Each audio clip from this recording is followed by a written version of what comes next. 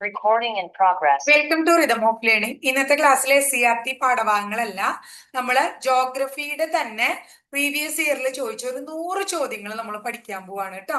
അപ്പൊ ആ 100 ചോദ്യങ്ങൾ പഠിക്കുന്നതോടുകൂടി ഏകദേശം ജോഗ്രഫി റിവിഷൻ നമ്മുടെ കംപ്ലീറ്റ് ആവും. അപ്പൊ ക്ലാസ്സിലേക്ക് കടന്നാലോ? എല്ലാ കാര്യം ഞാൻ ചോദ്യം പറയാം, അതിനുശേഷം ആൻസർ മാത്രം നമുക്ക് എഴുതി അങ്ങനെ പോവാം. അപ്പോ ഫസ്റ്റ് ക്വസ്റ്റ്യൻ ഇതാണ്: ഹിമാലയത്തിന്റെ നട്ടെല്ല് എന്ന് വിശേഷിപ്പിക്കാവുന്ന ഏറ്റവും ഉയരം കൂടിയ പർവ്വത നിര ഏതാണ്?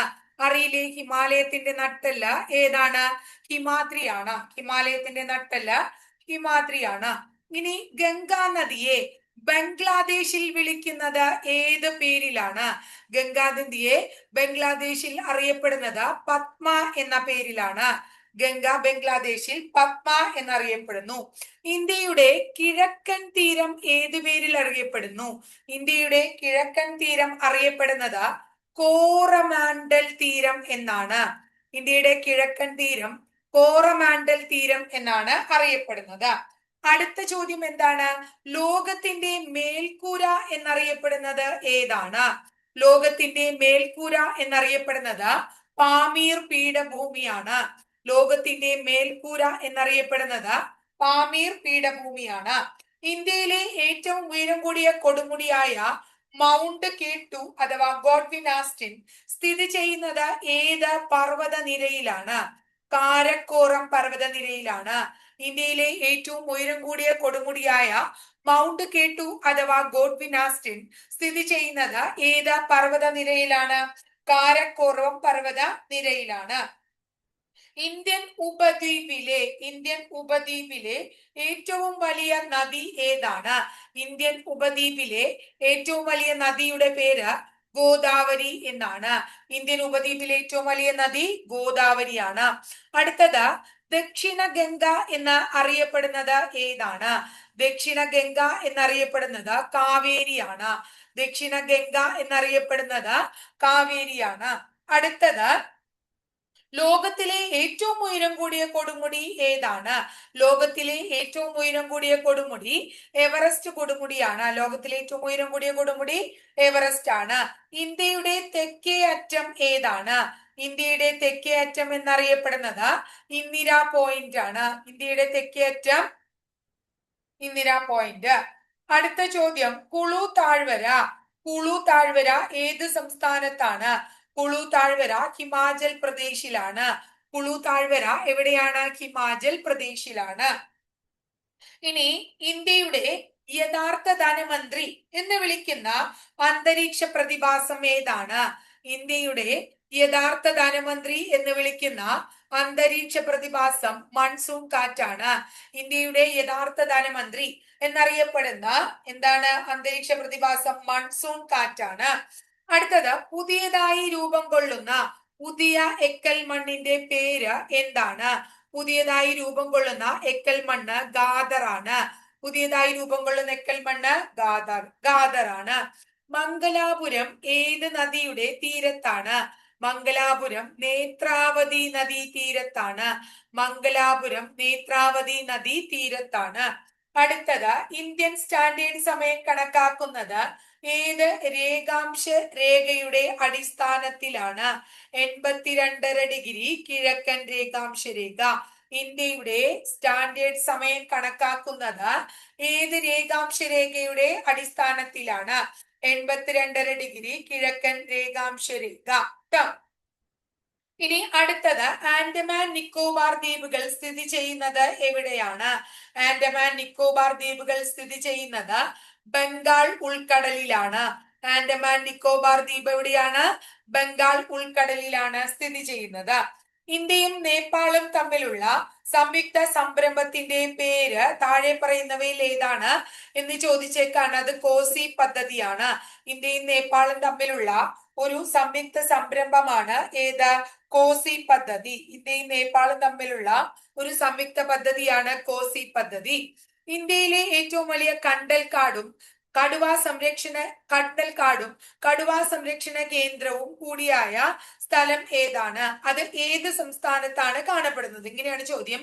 ഇന്ത്യയിലെ ഏറ്റവും വലിയ കണ്ടൽക്കാടുകൾ ഒരു കടുവാ സംരക്ഷണ കേന്ദ്രം കൂടിയാണ്. ഇന്ത്യയിലെ ഏറ്റവും വലിയ കണ്ടൽക്കാട് ഒരു കടുവാ സംരക്ഷണ കേന്ദ്രം കൂടിയാണ്. അത് എവിടെയാണ്? നമുക്കറിയാം സുന്ദർബൻ ആണ്.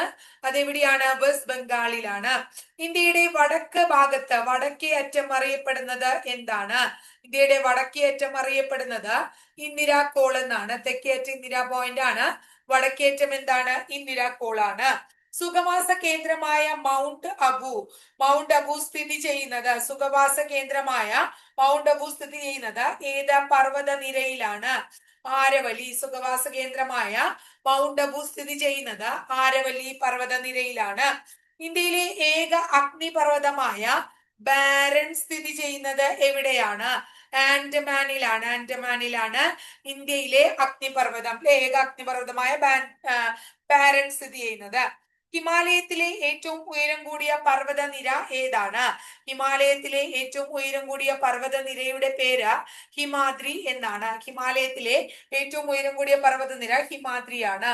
ഇന്ത്യ സ്ഥിതി ചെയ്യുന്ന അക്ഷാംശ സ്ഥാനം ഏതാണ്? 8°4'. 37°6'. ഇന്ത്യ സ്ഥിതി ചെയ്യുന്ന അക്ഷാംശ സ്ഥാനം 8°4, 37°6. ഭാരതീയർ പുണ്യനദിയായി കണക്കാക്കുന്നത് ഏത് നദിയെയാണ്? ഏതാണ് നദി? ഗംഗാ നദിയാണ്. ഇന്ത്യയിൽ ഏറ്റവും കൂടുതൽ പോഷക നദികളുള്ള നദി ഏതാണ്? അതും ഏതാണ്? ഗംഗാ നദിയാണ്. ഇന്ത്യയിലെ ഏറ്റവും നീളം കൂടിയ ഗംഗാ നദിയുടെ ഉത്ഭവ സ്ഥാനം ഏതാണ്? ഗായ്മുഖ് അല്ലെങ്കിൽ ഗോമുഖ് ഗുഹയിൽ നിന്നാണ്. ഗായ്മുഖ് അല്ലെങ്കിൽ ഗോമുഖ് ഗുഹയിൽ നിന്നാണ്. വെസ്റ്റ് ബംഗാളിൽ വേനൽക്കാലത്തുണ്ടാകുന്ന മഴ അറിയപ്പെടുന്നത് ഏത് പേരിലാണ്? വെസ്റ്റ് ബംഗാളിൽ വേനൽക്കാലത്തുണ്ടാകുന്ന മഴ കാൽബൈശാഖി എന്നറിയപ്പെടുന്നു. വെസ്റ്റ് ബംഗാളിൽ വേനൽക്കാലത്തുണ്ടാകുന്ന മഴ കാൽബൈശാഖി എന്നറിയപ്പെടുന്നു. അറബിക്കടലിൽ സ്ഥിതി ചെയ്യുന്ന ഇന്ത്യയുടെ ഭാഗമായ ദ്വീപ് ഏതാണ്? ലക്ഷദ്വീപാണ്. അറബിക്കടലിൽ സ്ഥിതി ചെയ്യുന്ന ഇന്ത്യയുടെ ഭാഗമായ ദ്വീപ് ലക്ഷദ്വീപാണ്. നർമ്മദ, താപ്തി നദികൾ ഒഴുകിയെത്തുന്ന സമുദ്രം ഏതാണ്? നർമ്മദയും താപ്തിയും പടിഞ്ഞാറോട്ട് ഒഴുകുന്ന നദികളാണ്. അറബിക്കടലിൽ പതിക്കുന്നു. നർമ്മദ, താപ്തി ഒഴുകിയെത്തുന്നത് അറബിക്കടലിലാണ്. അടുത്തത് തണുത്ത മരുഭൂമി എന്ന് വിളിക്കുന്നത് ഏതിനെയാണ്? ലഡാക്കിനെ തണുത്ത മരുഭൂമി എന്ന് വിളിക്കുന്നു. തണുത്ത മരുഭൂമി. താജ്മഹൽ സ്ഥിതി ചെയ്യുന്നത് ഏത് നദിയുടെ തീരത്താണ്? യമുന നദിയുടെ തീരത്താണ്. താജ്മഹൽ യമുന നദിയുടെ തീരത്താണ്. ഈ ഹിമാലയ പർവ്വത രൂപീകരണ പ്രക്രിയയുടെ ഫലമായി അപ്രത്യക്ഷമാകുകയും ഇപ്പോൾ ഭൂമിക്കടിയിലായി സ്ഥിതി ചെയ്യുകയും ചെയ്യുന്ന നദി ഏതാണ്? ഏതാണ് നദി? സരസ്വതി. ഹിമാലയ പർവ്വത രൂപീകരണ പ്രക്രിയയുടെ ഫലമായി അപ്രത്യക്ഷമാകുകയും ഇപ്പോഴും ഭൂമിക്കടിയിലൂടെ ഒഴുകുകയും ചെയ്യുന്നു എന്ന് കരുതുന്ന നദി സരസ്വതി നദി. ഇനി അടുത്തത് ഡൽഹി സ്ഥിതി ചെയ്യുന്നത് ഏത് നദീ തീരത്താണ്? ഡൽഹി സ്ഥിതി ചെയ്യുന്നത് യമുന നദി. ഇപ്പൊ താജ്മഹൽ പറഞ്ഞു, അതുപോലെ ഡൽഹിയും യമുന നദി തീരത്താണ്. അല്ലെ? ഇന്ത്യയിലെ വലിപ്പത്തിൽ ലോകത്ത് എത്രാമത്തെ സ്ഥാനമാണ് ഇന്ത്യക്ക്? വലിപ്പത്തിൽ ഇന്ത്യ ലോകത്ത് 7ാം സ്ഥാനത്താണ്. ഉത്തരേന്ത്യൻ സമതലങ്ങളിൽ മെയ് ജൂൺ മാസങ്ങളിൽ വീശുന്ന വരണ്ട ഉഷ്ണക്കാറ്റിന്റെ പേരെന്ത്? ലൂ. ഉത്തരേന്ത്യൻ സമതലങ്ങളിൽ മെയ് ജൂൺ മാസങ്ങളിൽ വീശുന്ന വരണ്ട ഉഷ്ണക്കാറ്റ് ലൂ ആണ്. ഇന്ത്യയുടെ ചുവന്ന നദി എന്നറിയപ്പെടുന്നത് ഏതാണ്? ഇന്ത്യയുടെ ചുവന്ന നദി എന്നറിയപ്പെടുന്നത് ബ്രഹ്മപുത്രയാണ്. ചുവന്ന നദി. താഴെ പറയുന്നവയിൽ കാസിരംഗ നാഷണൽ പാർക്ക് താഴെ പറയുന്നവയിൽ ഏത് സംസ്ഥാനത്താണ്? കാസിരംഗ നാഷണൽ പാർക്ക് എവിടെയാണ്? അസമിലാണ്. കാസിരംഗ അസമിലാണ്. ഉപദ്വീപീയ ഇന്ത്യയിലെ ഏറ്റവും ഉയരം കൂടിയ കൊടുമുടി ഏതാണ്? ഉപദ്വീപീയ ഇന്ത്യയിലെ ഏറ്റവും ഉയരം കൂടിയ കൊടുമുടിയുടെ പേര് ആനമുടി എന്നാണ്. ഹീരാക്കുട്ട് അണക്കെട്ട് സ്ഥിതി ചെയ്യുന്നത് ഏത് നദിയിലാണ്? ഹീരാക്കുട്ട് അണക്കെട്ട് സ്ഥിതി ചെയ്യുന്നത് മഹാനദിയിലാണ്. നാഥുല ചുരം ഏതൊക്കെ പ്രദേശങ്ങളെ തമ്മിലാണ് ബന്ധിപ്പിക്കുന്നത്? നാഥുല ചുരം ബന്ധിപ്പിക്കുന്നത് സിക്കിമിനെയും ടിബറ്റിനെയുമാണ്. നാഥുല ചുരം ബന്ധിപ്പിക്കുന്നത് സിക്കിമിനെയും ടിബറ്റിനെയുമാണ്. ഇന്ത്യയിലെ സ്വകാര്യവൽക്കരിക്കപ്പെട്ട ആദ്യ നദി ഏതാണ്? ഇന്ത്യയിലെ സ്വകാര്യവൽക്കരിക്കപ്പെട്ട ആദ്യ നദിയുടെ പേര് ഷിയോനാഥ് നദി എന്നാണ്. ഷിയോനാഥ് നദി. ഇന്ദ്രാവതി ഏത് നദിയുടെ പോഷക നദിയാണ്? ഇന്ദ്രാവതി ഗോദാവരി നദിയുടെ പോഷക നദിയാണ്. ഇന്ദ്രാവതി ഗോദാവരി നദിയുടെ പോഷക നദിയാണ്. ഡെക്കാൻ പീഠഭൂമിയുടെ ഭാഗമായ കേരളത്തിലെ പ്രദേശം ഏതാണ്? ഡെക്കാൻ പീഠഭൂമിയുടെ ഭാഗമായ കേരളത്തിലെ പ്രദേശം വയനാടാണ്. ഇനി അടുത്തത്, ഗംഗാസമതലം രൂപപ്പെട്ടത് എങ്ങനെയാണ്? നിക്ഷേപ പ്രക്രിയയിലൂടെ. ഗംഗാസമതലം രൂപം കൊണ്ടത് നിക്ഷേപ പ്രക്രിയയിലൂടെയാണ്. അടുത്തത്, ഇന്ത്യയിൽ ഏറ്റവും കൂടുതൽ മഴ ലഭിക്കുന്ന സ്ഥലമായ മൗസ് സിൻഡ്രം ഏത് സംസ്ഥാനത്താണ്? മൗസ് സിൻഡ്രം എവിടെയാണ്? മേഘാലയയിലാണ്. നാഥുല ചുരം ഏത് സംസ്ഥാനത്താണ് സ്ഥിതി ചെയ്യുന്നത്? നാഥുല ചുരം സ്ഥിതി ചെയ്യുന്ന സംസ്ഥാനം സിക്കിമാണ്. പിറ്റി പക്ഷി സങ്കേതം സ്ഥിതി ചെയ്യുന്നത് എവിടെയാണ്? പിറ്റി പക്ഷി സങ്കേതം സ്ഥിതി ചെയ്യുന്നത് ലക്ഷദ്വീപിലാണ്. പിറ്റി പക്ഷി സങ്കേതം ലക്ഷദ്വീപ്. ഹിരാക്കുട്ട് അണക്കെട്ട് സ്ഥിതി ചെയ്യുന്ന സംസ്ഥാനം ഏതാണ്? ഹിരാക്കുട്ട് അണക്കെട്ട് സ്ഥിതി ചെയ്യുന്ന സംസ്ഥാനം ഒഡീഷയാണ്. അടുത്തത്, ലക്ഷദ്വീപിന്റെ ആസ്ഥാനം എവിടെയാണ്? ലക്ഷദ്വീപിന്റെ ആസ്ഥാനം എവിടെയാണ്? കവരത്തിയാണ് ലക്ഷദ്വീപിന്റെ ആസ്ഥാനം. പ്രശസ്തമായ കേദാർനാഥ് ക്ഷേത്രം ഏത് സംസ്ഥാനത്താണ്?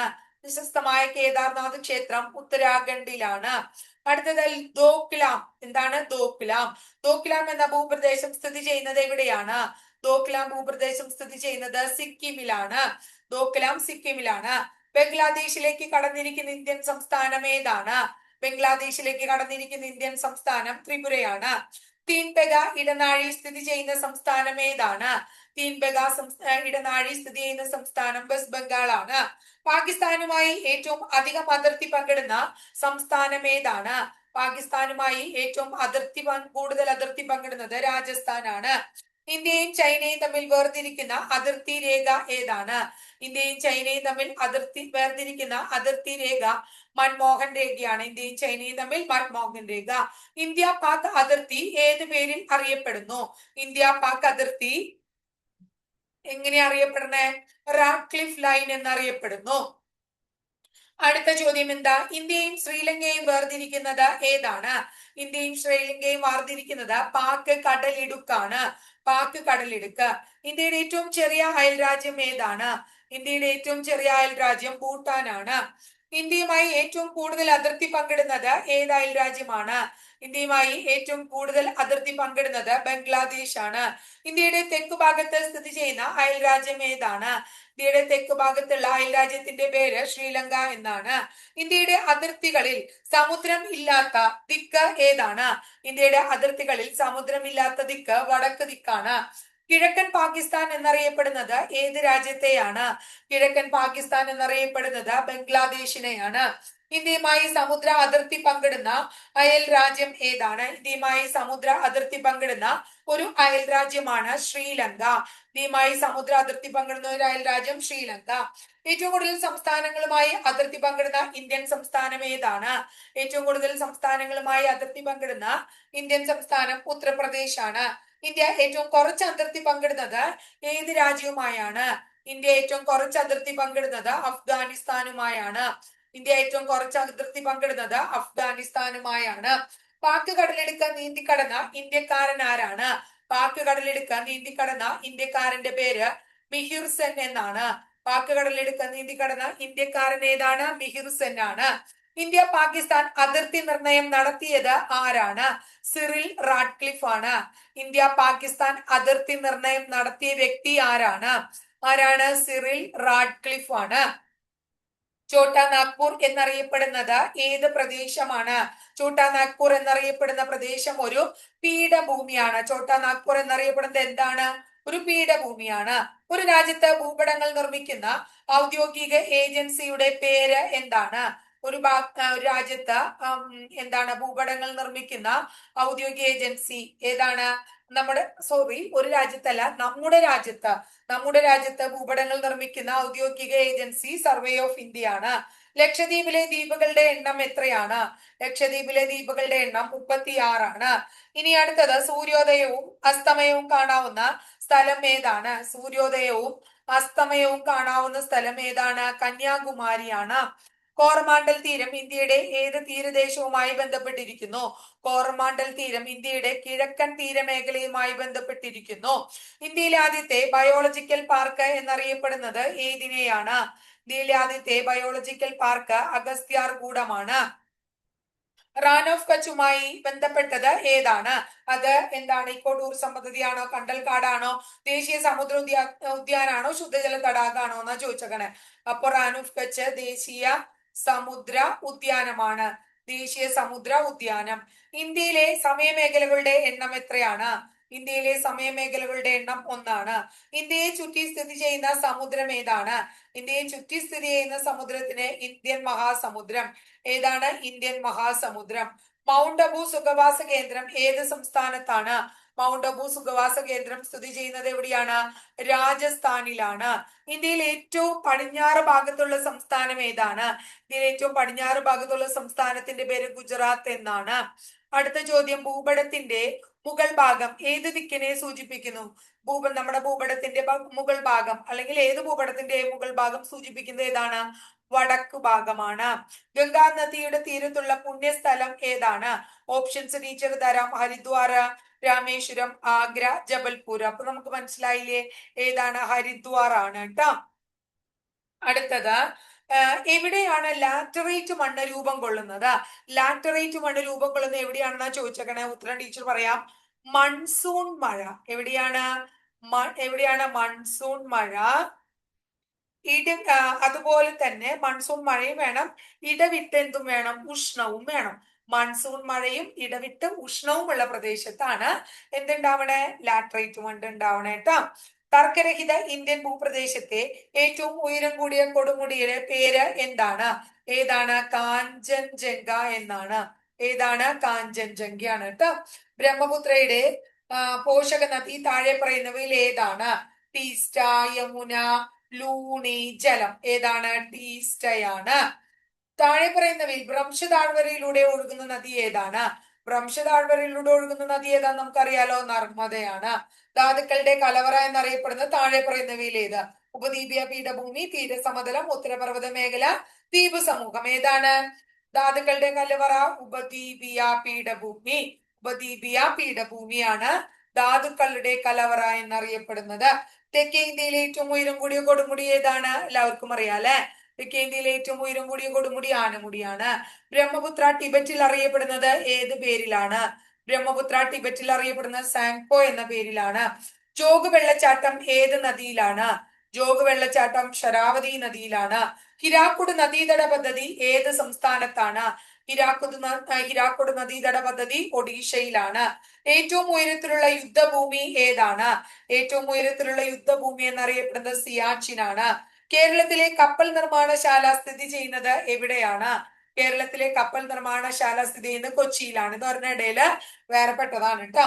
ഇനി അടുത്ത ചോദ്യം, ഗിർ വനം ഏത് സംസ്ഥാനത്താണ്? ഗിർ വനം സ്ഥിതി ചെയ്യുന്നത് ഗുജറാത്തിലാണ്. ബോറോ ഗുഹ എവിടെയാണ്? ബോറോ ഗുഹ സ്ഥിതി ചെയ്യുന്നത് ആന്ധ്രാപ്രദേശിലാണ്. അടുത്ത, ഇന്ത്യയുടെ തെക്ക് വടക്ക് നീളം എത്രയാണ്?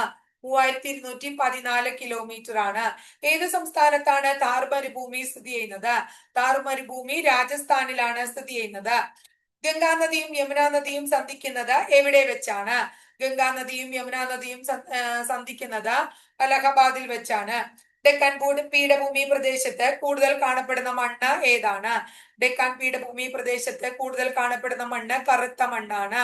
ഇന്ത്യയിലെ ഏറ്റവും വലിയ തടാകം ഏതാണ്? ഇന്ത്യയിലെ ഏറ്റവും വലിയ തടാകത്തിന്റെ പേര് ചിൽക്ക തടാകം എന്നാണ്. 7 ദ്വീപുകളുടെ നഗരം എന്നറിയപ്പെടുന്നത് ഏതിനെയാണ്? 7 ദ്വീപുകളുടെ നഗരം എന്നറിയപ്പെടുന്നത് മുംബൈ ആണ്. 7 ദ്വീപുകളുടെ നഗരം മുംബൈ ആണ് അല്ലെ. അടുത്തത്, ഇന്ത്യയിലൂടെ കടന്നു പോകുന്ന പ്രധാന അക്ഷാംശ രേഖ ഏതാണ്? ഉത്തരായന രേഖ. ഉത്തരായന രേഖയാണ്. അപ്പൊ ഇത്രയാണ് കേട്ടോ. ഒരു 100 ക്വസ്റ്റിനേക്കാൾ മേലിൽ നമ്മൾ എങ്ങനെയും പറഞ്ഞിട്ടുണ്ട്. അപ്പൊ നമ്മുടെ ഇന്ത്യൻ ഭൂമിശാസ്ത്രം എന്ന് പറയുന്ന ഭാഗം കഴിഞ്ഞു കേട്ടോ. അപ്പൊ ഇത്രയേ ഉള്ളൂ ഇന്ത്യൻ ഭൂമിശാസ്ത്രം എന്ന് പറയുന്ന ഭാഗവുമായിട്ട് റിലേറ്റഡ് ആയിട്ട് നമുക്ക് പഠിക്കാനുള്ളത്. അപ്പൊ ഇത്രയാണ്. അടുത്ത ക്ലാസ്സില് മറ്റൊരു ടോപ്പിക്കുമായി നമുക്ക് വീണ്ടും കാണാം കേട്ടോ.